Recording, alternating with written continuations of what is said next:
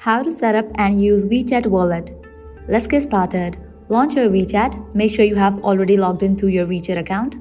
With that, you will land to the chat section. Now at the top right corner, you can find plus icon. Click on it. Open the option Money. Check in for this option and then click on Enable Now.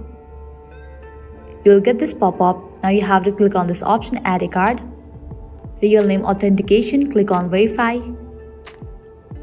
Go through all these terms and conditions and click on the option of Agree.